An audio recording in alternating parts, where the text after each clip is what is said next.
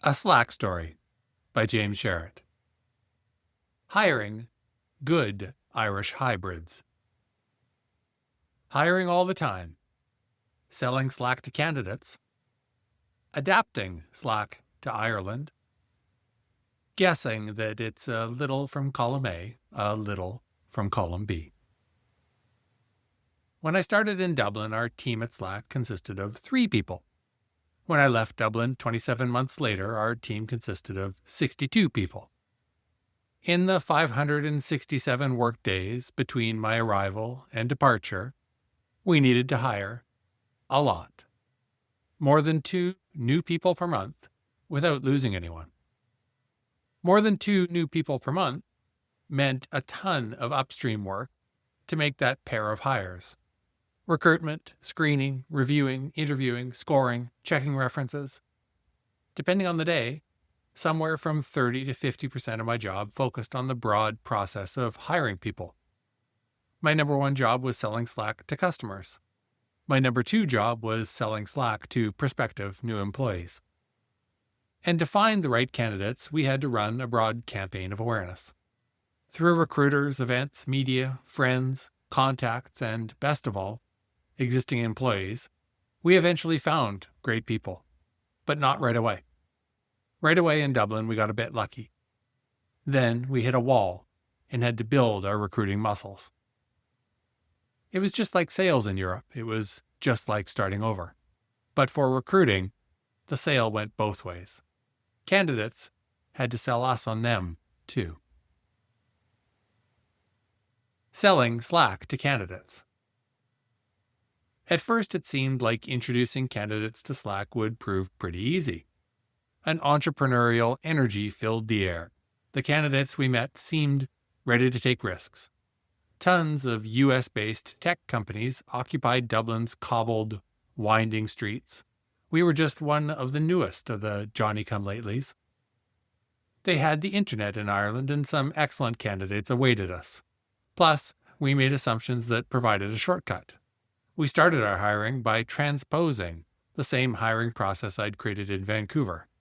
I wrote about the process in How Slack Hired Its First 5 Salespeople. In short, candidates we thought had promise got a half-hour screening interview over the phone. If they moved ahead, they got a written assignment. If they moved ahead, they got a presentation assignment. If they moved ahead, they got an in-person interview. If they moved ahead, we did reference checks. We used the same scorecard at each stage to decide on candidates progressing or getting declined. And that worked for the first 2 folks who joined us, Alia and Paul. They both knew they wanted to work at Slack right away. It proved a simple sell and an easy landing. It got us started. First was Alia Lamadaar. As she told me in our first conversation, her name was 60% A's. She was an incredibly dynamic and intelligent and driven person. So much so that she found us. Before we had an open position in Dublin on our website, she found me and started courting Slack. She was on top of it. She was also Canadian, so I felt a certain amount of familiarity with her. She knew Mr. Dressup.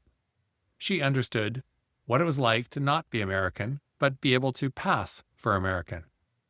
To get asked if she was an American, to say she was a Canadian, then to get asked, "So what's up with your man Trump?"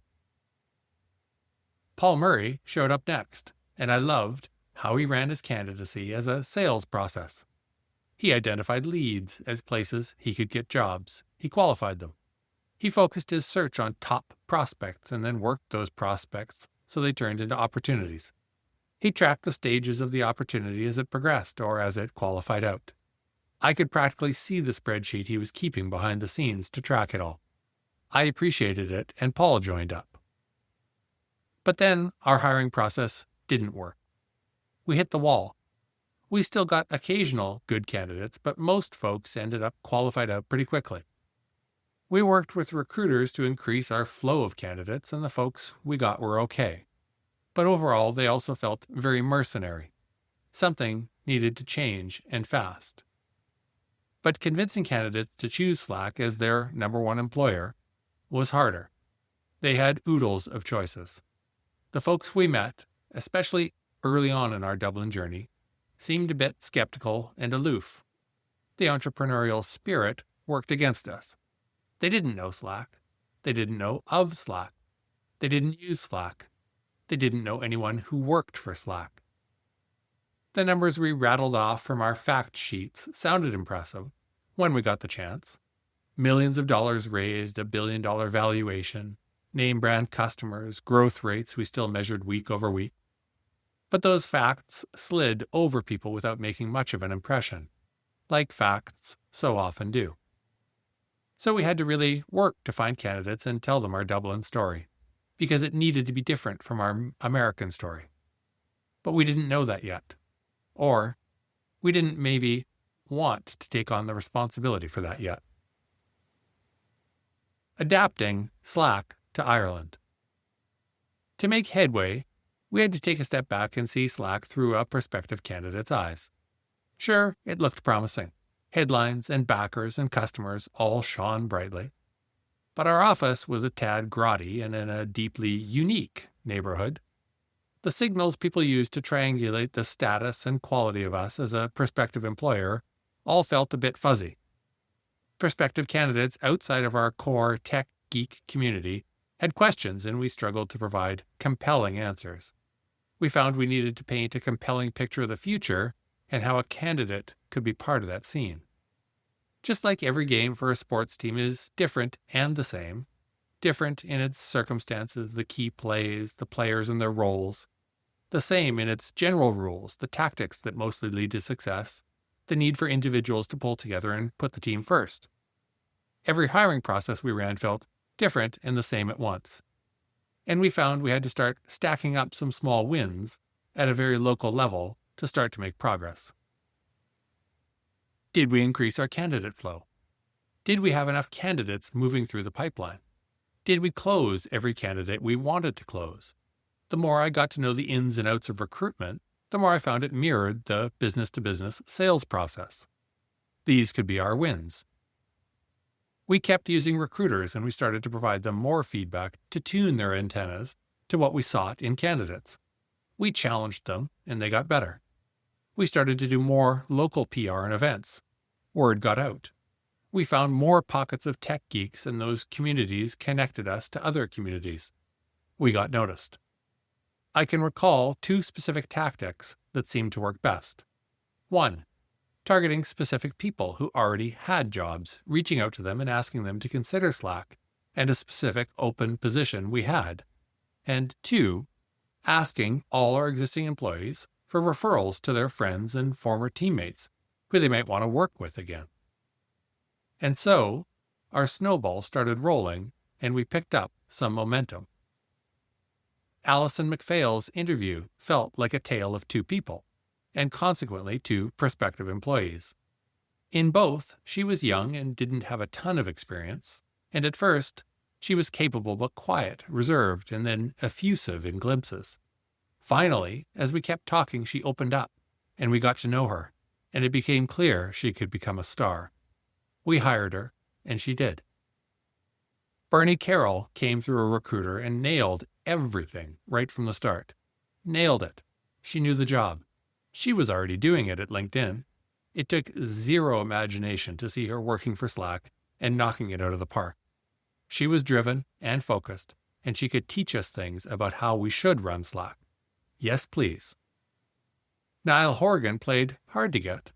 I went to meet him in his office because he clearly had talent and energy and was going to succeed. Except he worked in media sales at Twitter, so moving to software sales at Slack felt like not an ideal transfer of industries. And visiting him at Twitter EMEA HQ felt like going behind enemy lines. And if I'm honest, Niall was a bit prickly too.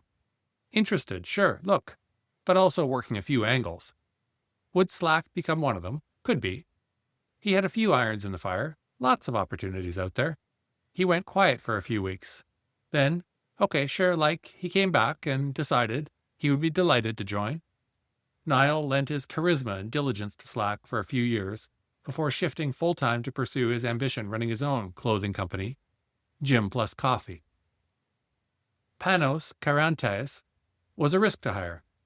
He was coming without a sales background. He had worked in software for some great companies, but mostly supporting customers after they were already customers. Could he also win new customers? He spoke so many languages, 5, 6. Certainly that would be a great asset too. Yes, and yes. He joined and proved a terrific contributor to both our business and our culture. Remembering all these folks now takes no hard work at all. They were all memorable and excellent, and both me and Slack lucked out hiring them. The only challenge is being accurate in recalling where we all started together, in such very modest circumstances, because all the members of the team quickly progressed far beyond where they started. A little from column A, a little from column B. Were these folks going to succeed wherever they worked? Probably yes. Did they succeed more at Slack because of the way we did things, the open context they were put in, the momentum of the company? Also, probably yes. Both were ingredients and played a part. These folks formed the basis for Slack's sales efforts in Europe. They did the work every day. They went on to hire more folks. They closed the deals. They set the pace. They established the culture. I recognize this may sound like a broken record by this point in the story, but truthfully, the single thing that made the experience at Slack remarkable was the people.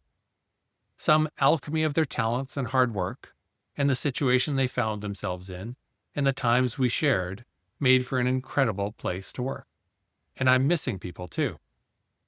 It wasn't perfect, though. To paraphrase Mark Twain, good decisions come from experience, and experience comes from poor decisions. Somehow, we didn't really know what we were doing. We got started, though. We changed our approach quickly, and then we did a great job with the new approach. We kept learning. The people at Slack made that all possible.